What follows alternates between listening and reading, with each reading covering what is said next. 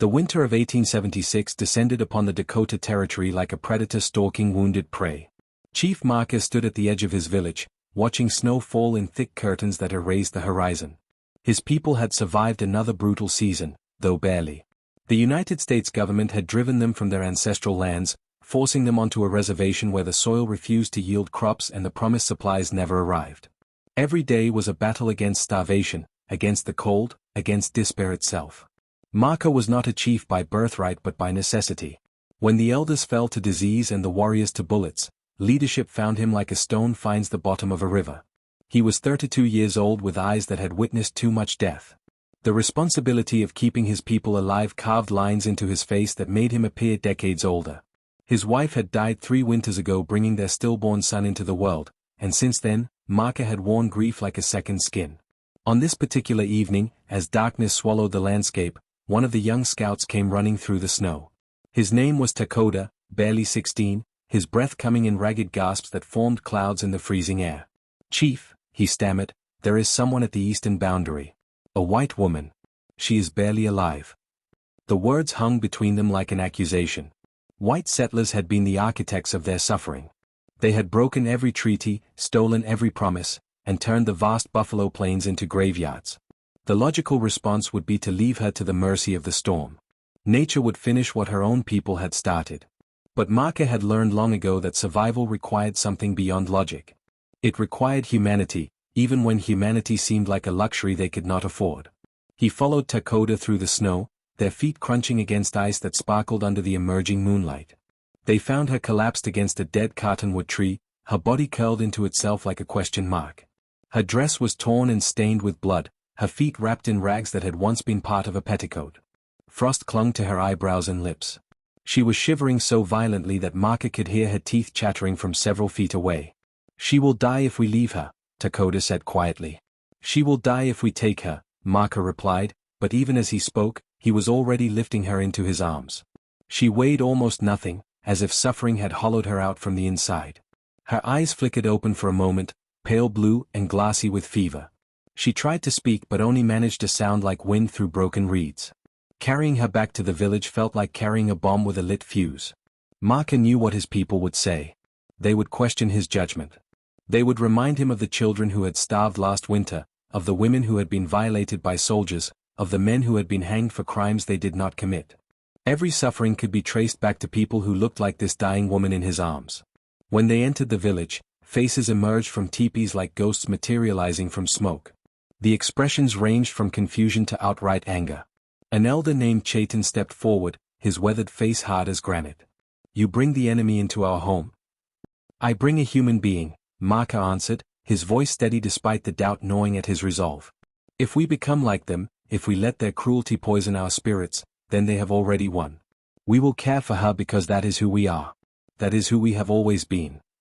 He carried her to his own teepee, the largest in the village, and laid her near the fire. Her breathing was shallow, each exhale a small victory against death. As he began removing her frozen clothing to prevent frostbite from claiming her limbs, he noticed something that made his blood run cold. Scars covered her back in a pattern that told a story more horrific than any winter storm. This woman had not stumbled into the wilderness by accident. She had been running from something far worse than the weather. For 3 days, the woman drifted between consciousness and delirium while fever ravaged her body like fire-consuming dry grass. Marker assigned his sister, Winona, to care for her. Winona had lost her own daughter to smallpox and welcomed the distraction that nursing provided. She spooned broth into the woman's mouth, bathed her burning skin with cool water, and sang healing songs passed down through generations. The village remained divided about the stranger in their midst. Some families refused to contribute food to her care, arguing that every morsel should go to their own children first. Others watched Marker's teepee with suspicious eyes, waiting for betrayal to reveal itself.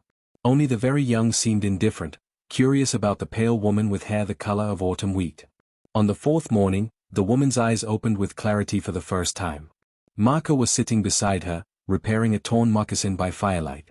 When she stirred, he set down his work and studied her face. She appeared to be in her late 20s, though hardship had etched its signature around her eyes and mouth. Those eyes now darted around the teepee with the wild panic of a trapped animal. "You are safe," Marker said in English, Words he had learned from missionaries who had tried to save his soul while their government destroyed his people. No one will harm you here. The woman's mouth opened and closed several times before sound emerged. Her voice was hoarse, broken by days of silence. Why? It was the most fundamental question, stripped of all decoration. Because you needed help, Marka answered simply. Tears began streaming down her face, silent and endless. She wept as if she had been holding back an ocean and the dam had finally cracked. Marka sat quietly, understanding that some grief was too large for words. After a long while, she wiped her eyes with trembling hands and spoke again. My name is Sarah Bridger. I was nobody. I am nobody. Everyone is somebody, Marka replied. Sarah laughed, but it was a sound without humor, bitter as medicine. Not me. The world forgot I existed a long time ago. I was property, you see. My husband bought me from my father when I was 15. Paid $300 and thought he owned my body, my thoughts, my very breath. For 11 years, I was his slave in everything but name. The words tumbled out of her now, as if confession could somehow lighten the weight she carried. She told Marka about Thomas Bridger, a wealthy rancher who presented himself as a pillar of the community while turning their home into a prison. She described years of beatings that left her unable to walk for days, of being locked in the cellar for perceived disobedience, of watching her husband burn the letters she tried to send to her sister back east. I had a baby, she whispered, her voice cracking. A little girl. She lived for 3 days.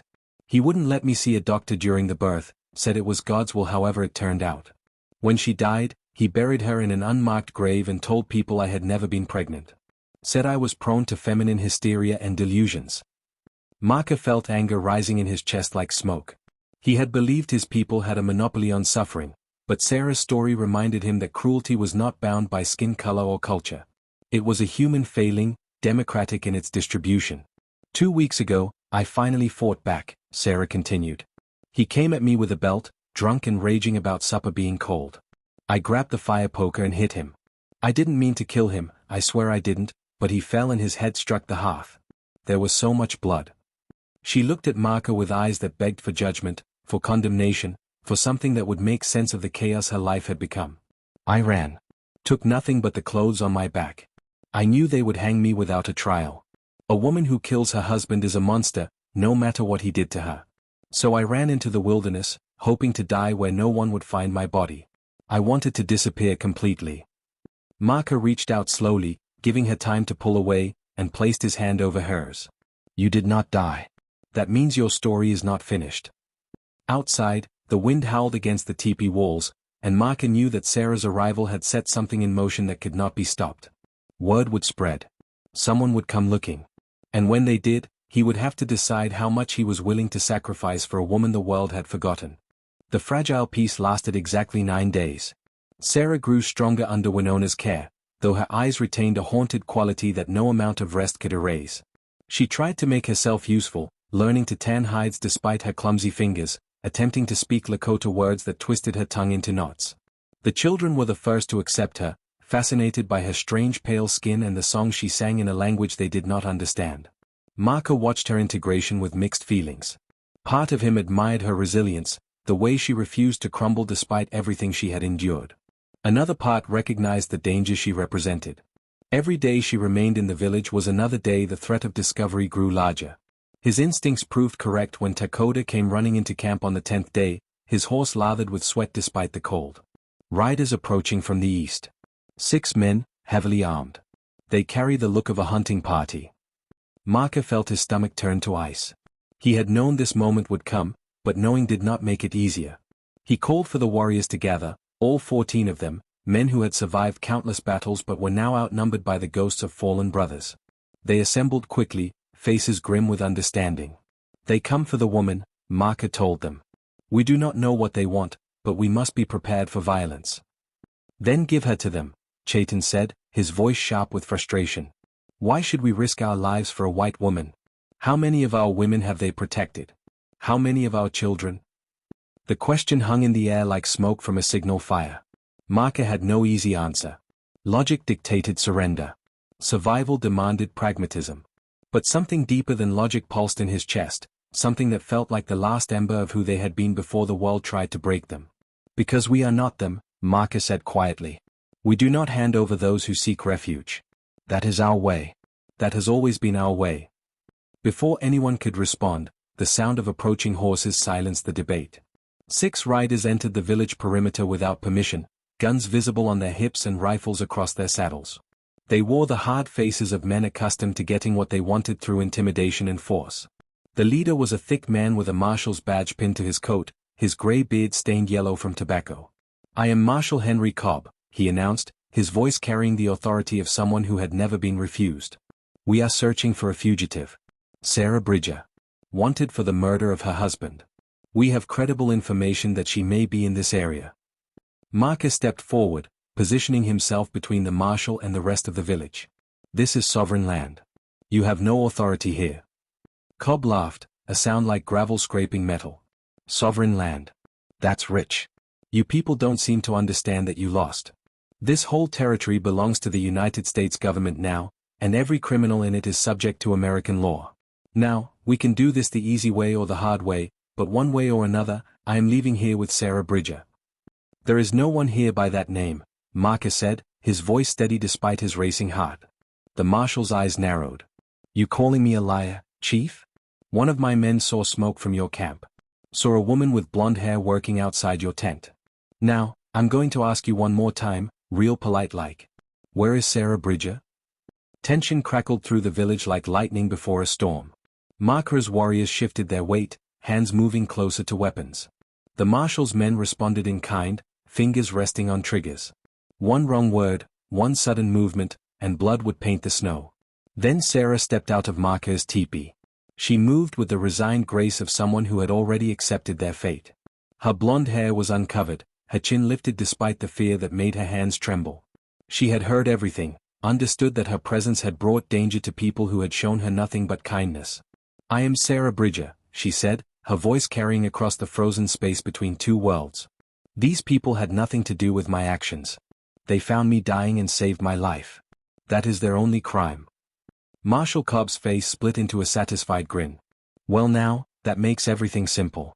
You're under arrest for the murder of Thomas Bridger. Come along quietly, and nobody else needs to get hurt." But before Sarah could take a step forward, Marker moved to block her path.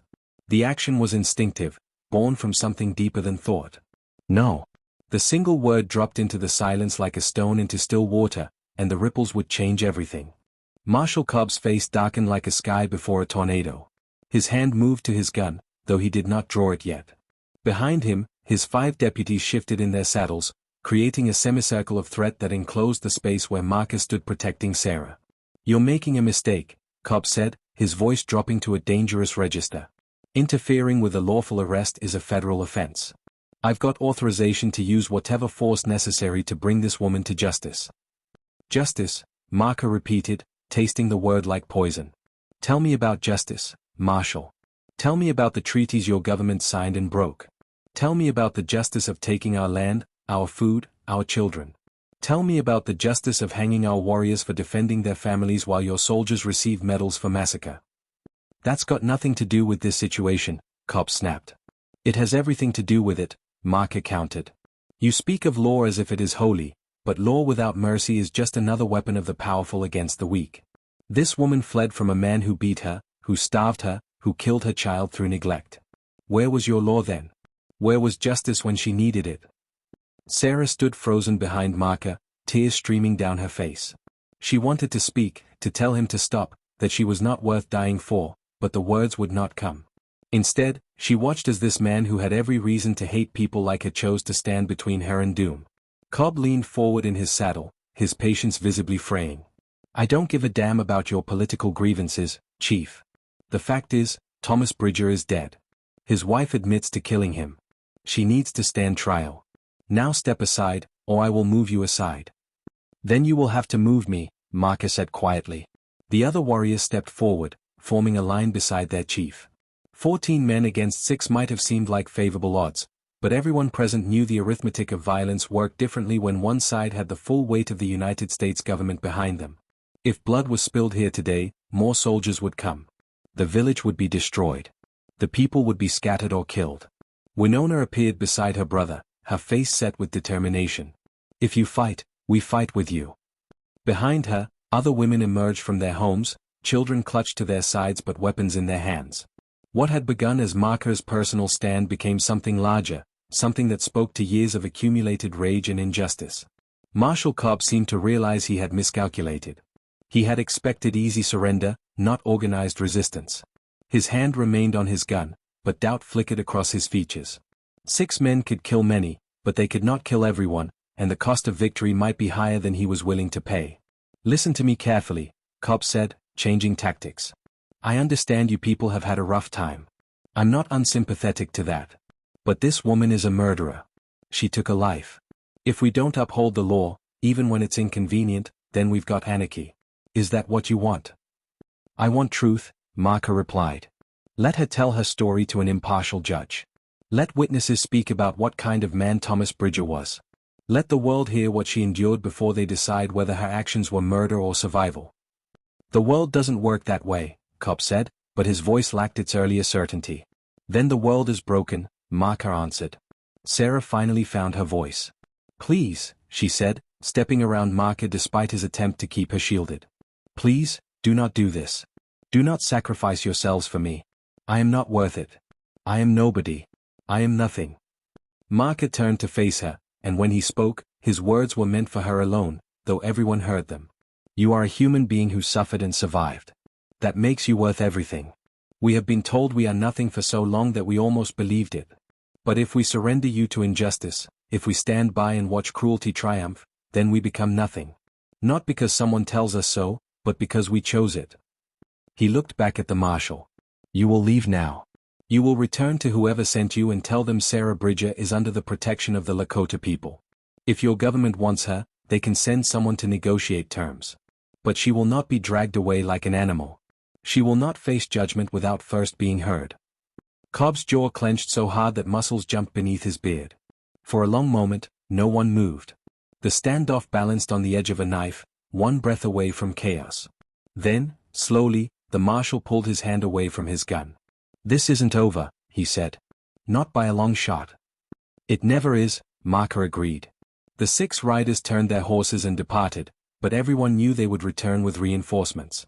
The clock had started ticking on borrowed time. 3 days after the marshal's departure, Marker called a council meeting. The entire village gathered in the ceremonial lodge, packed so tightly that body heat alone kept the winter cold at bay. Sarah sat near the back, trying to make herself invisible, knowing she was the reason for this assembly. "We must decide our path," Marker began, his voice heavy with exhaustion. He had not slept since the confrontation, spending his nights planning for every possible outcome. "The soldiers will come. Perhaps tomorrow, perhaps next week, but they will come. We can surrender Sarah and hope they leave us in peace. Or we can prepare for war we cannot win." Chayton stood, his ancient bones creaking with the effort. "I have buried 3 sons and 2 daughters. I have watched our people diminished year after year, death after death. I am tired of fighting battles we cannot win. But I am more tired of surrendering pieces of our souls to buy temporary safety. If we give up this woman to save ourselves, what are we saving?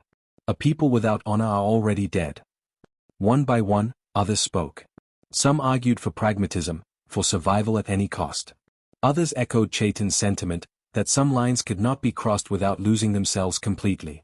The debate stretched for hours, passionate and painful, until finally Winona stood. "We are asking the wrong question," she said, her voice cutting through the noise. "We debate whether to protect Sarah or protect ourselves, as if these are different things. But they are the same. If we protect her, we protect our humanity. If we protect our humanity, we protect what makes us Lakota. The soldiers can take our land, our food, our lives. But only we can surrender our spirits."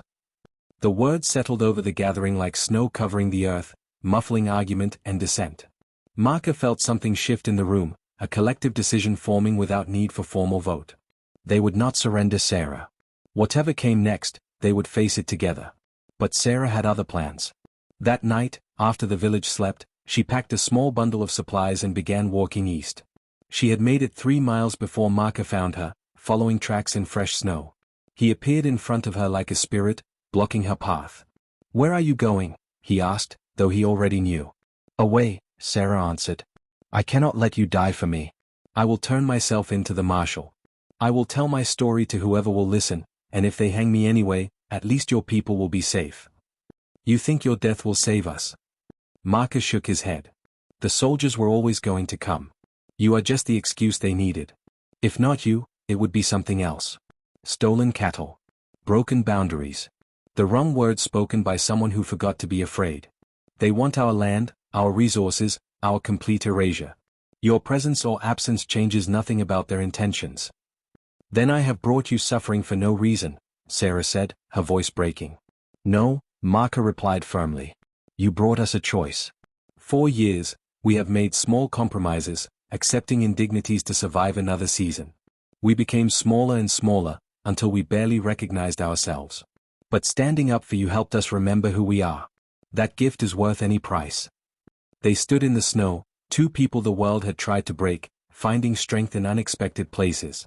Then Marca told her about a plan that had been forming in his mind, dangerous and desperate but possibly their only chance. 2 days later, a reporter from the Chicago Tribune arrived at the reservation. Marca had sent word through a friendly missionary, knowing that while the government had guns, the press had something potentially more powerful, the ability to shape public opinion. The reporter's name was James Whitmore, a young man hungry for stories that might make his career. Marca arranged for Sarah to tell her story. She spoke for 3 hours, holding nothing back. She described her marriage in detail that made Whitmore's face go pale. She showed him the scars on her back, the places where bones had healed incorrectly from broken ribs. She produced letters she had hidden in her clothes, letters Thomas had written to his brother bragging about how thoroughly he had tamed his wife. But Marca did not stop there. He invited Whitmore to see how his people lived on the reservation, to document the broken promises and calculated cruelty of federal policy. He connected Sarah's suffering to the suffering of his people, showing how powerlessness bred violence, how systems of control destroyed souls regardless of skin color. The resulting article, titled "The Lakota Chief Who Protected a Woman the World Had Forgotten," ran on the front page 3 weeks later. It sparked outrage across the nation. Women's groups rallied to Sarah's cause. Church congregations debated the nature of justice and mercy. Other newspapers picked up the story, adding their own investigations into Thomas Bridges' history. It turned out Sarah was not his first wife. Another had died under mysterious circumstances 10 years earlier. Public pressure mounted. Prominent lawyers offered to defend Sarah pro bono. The governor of the Dakota Territory, sensing political danger, ordered a full investigation. When Marshal Cobb finally returned to the village, it was not with soldiers but with a representative from the territorial court. Sarah's trial became a sensation. The courtroom overflowed with spectators who heard testimony about years of systematic abuse. Character witnesses described Thomas Bridger as a violent man who terrorized everyone around him. Medical experts confirmed that Sarah's injuries were consistent with prolonged torture. After 2 days of deliberation, the jury returned a verdict of self-defense. Sarah was free. But the story did not end with her acquittal. The attention brought by her case shone an unwelcome light on the conditions at the reservation. Federal investigators arrived, forced to address problems they had previously ignored. Supplies improved. Corrupt agents were removed. The changes were small, insufficient, but they were changes nonetheless. Marca stood with Sarah on the day she prepared to leave the village. She had decided to move east, to live with her sister in Philadelphia, to build a life free from fear. Before she departed, she embraced him with tears streaming down her face. "You saved me," she whispered. "We saved each other," Marca corrected. "You reminded us that our humanity is the one thing they cannot take unless we give it away." Years later, Sarah would establish a shelter for women fleeing violent marriages, funding it with money from a book she wrote about her experiences. She never forgot the Lakota Chief who stood between her and oblivion when the world had turned away. Marca lived another 20 years, long enough to see his people begin the slow process of cultural recovery. On his deathbed, surrounded by grandchildren who had survived because he had chosen humanity over hatred, he thought about the winter he found a dying woman in the snow and made a choice that changed everything. Some stories are about heroes conquering evil. Others are about ordinary people deciding that mercy matters more than convenience, that justice requires courage, and that protecting the forgotten is how we remember ourselves. This was that kind of story. And it was true.